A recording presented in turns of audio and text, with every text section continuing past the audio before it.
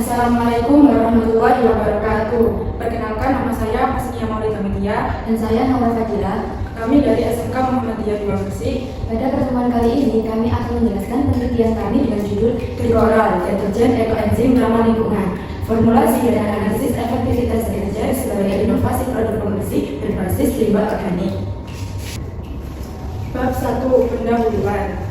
Latar belakang. Di Indonesia, penggunaan deterjen dalam kehidupan sehari-hari terus meningkat. Seiring dalam meningkatnya kesadaran masyarakat terhadap kebersihan rumah tangga dan lingkungan. Berdasarkan data dari Badan Pusat Statistik tahun 2023, konsumsi rumah tangga terhadap kebersihan seperti sabun dan deterjen itu mengalami rata-rata 8-10% per tahun. Peningkatan ini tentu berdampak positif pada kebersihan. Namun di sisi lain muncul masalah baru, yaitu pencemaran lingkungan akibat limbah deterjen. Hasil dari penelitian Kementerian Lingkungan Hidup dan Kehutanan menunjukkan bahwa sekitar 60% limbah rumah tangga di Indonesia mengandung residu bahan kimia dalam deterjen yang berpotensi mencemari air sungai. Sebagian besar deterjen konvensional yang beredar di pasaran itu mengandung surfaktan dan senyawa fosfat yang sulit terurai secara biologis. Akibatnya, limbah deterjen dapat menyebabkan iritasi pada kulit manusia serta gangguan kesehatan jangka panjang jika digunakan secara berlebihan. Sebagai alternatifnya, pemanfaatan ekoenzim menjadi solusi inovatif yang ramah lingkungan. Ekoenzim merupakan cairan hasil fermentasi limbah organik dari kulit buah atau sayuran dengan campuran gula dan air dalam jangka waktu panjang, sekitar 3 bulan. Menurut dari penelitian Kumari, ekoenzim itu terbukti menurunkan kadar minyak dan lemak hingga 70%, yang menunjukkan potensi besar dalam bahan aktif produk pembersih alami. Melalui inovasi tersebut, dikembangkanlah Glycerol deterjen ekoenzim ramah lingkungan, yaitu deterjen berbasis ekoenzim yang memanfaatkan limbah organik sebagai bahan utama. Produk ini bukan hanya untuk mengurangi pencemaran akibat limbah deterjen kimia, tetapi juga mendukung pengelolaan sampah organik di tingkat rumah tangga. Glycerol ini juga merupakan bentuk nyata yang mendukung SDGs, yaitu konsumsi dan produksi yang bertanggung jawab. Rumusan masalah. Rumusan yang kami ambil adalah bagaimana pengaruh penambahan ekoenzim pada deterjen cair terhadap nilai pH, uji iritasi, uji berat jenis, dan juga uji organoleptik atau tekstur dan aroma. Tujuan penelitian.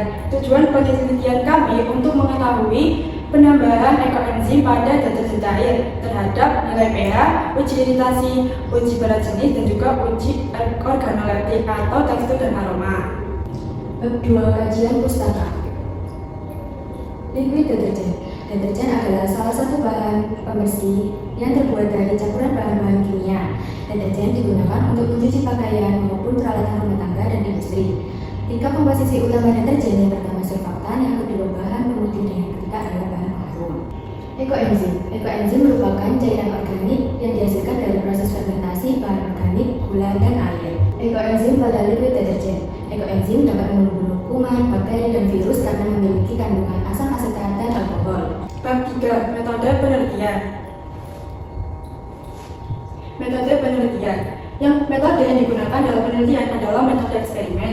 Perlakuan yang diujikan antara lain K0, kontrol negatif, K1, konsentrasi dengan ekoenzim 2,5%, K2, konsentrasi dengan ekoenzim 5%, K3, konsentrasi dengan ekoenzim 7,5%. Pembuatan ekoenzim. Air dimasukkan ke dalam wadah, lalu ditambahkan gula. Aduk hingga larut, lalu ditambahkan dengan kulit buah atau sayuran. Tutup hingga rapat, lalu tunggu sampai 3 bulan. Pembuatan liquid deterjen. Wadah pertama dimasukkan hexagon dan sodium sulfat, lalu aduk hingga merata. Wadah kedua dimasukkan air dan juga NaCl. Aduk hingga menjadi homogen. Wadah kedua dimasukkan ke dalam wadah pertama sedikit demi sedikit, lalu ditambahkan ABS, lalu ditambahkan juga dengan CAP. Setelah itu diamkan semalaman. Pembuatan ekoenzim 2,5%, 5%, dan juga 7,5%. 25 ml ekoenzim dimasukkan ke dalam beker beras pertama, lalu ditambahkan ke dalam 1 liter liquid deterjen hingga menghasilkan deterjen dengan kandungan ekoenzim 2,5%. Begitupun juga yang 5% dan juga 7,5%. Pembuatan ekoenzimnya sama dengan 25 larutan ekoenzim. Uji pH. Uji pH dilakukan dengan mencampurkan 1 ml sampel dan 50 ml aqueous ke dalam beker gelas. Kemudian aduk hingga oke. Setelah itu diukur menggunakan pH meter dan hasil dibaca setelah beberapa menit. Uji berat jenis. Pada pengujian berat jenis dilakukan dengan menimbang pignometer kosong, pignometer berisi aqueous dan pignometer berisi sampel. Kemudian dihitung menggunakan rumus berikut. Bobot jenis sama dengan W2 dikurang W0 dibagi W1 dikurang W0.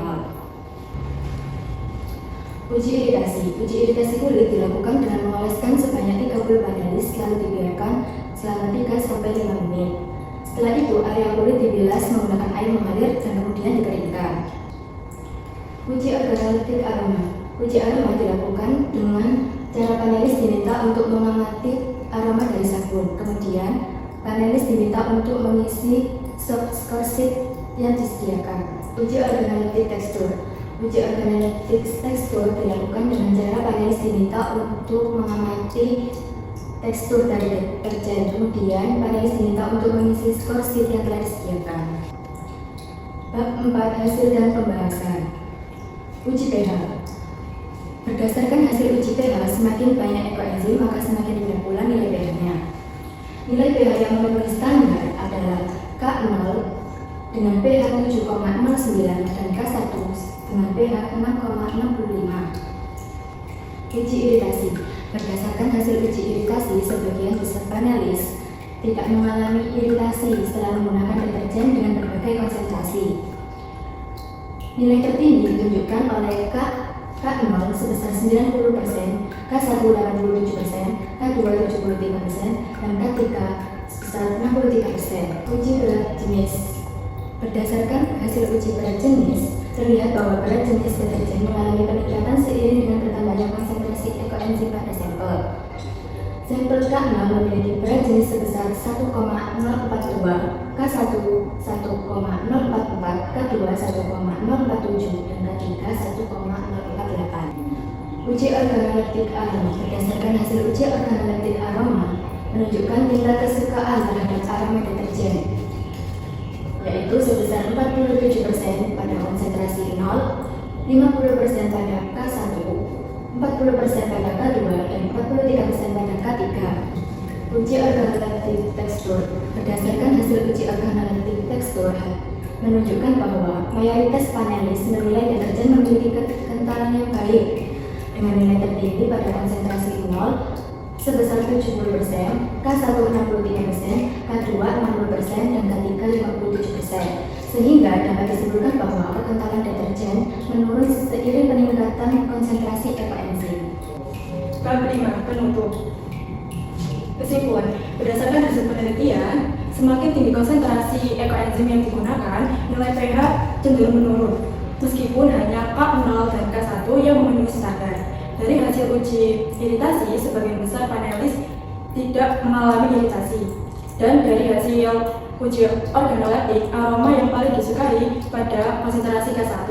Sedangkan hasil dari uji tekstur menunjukkan bahwa kekentalan deterjen menurun dengan meningkatnya kadar ekoenzim. Dengan demikian, konsentrasi ekoenzim K1 dapat dianggap paling optimal karena menghasilkan pH yang sesuai standar, aroma yang paling disukai, serta tingkat tekstur dan iritasi yang masih dalam batas aman dan nyaman bagi pengguna.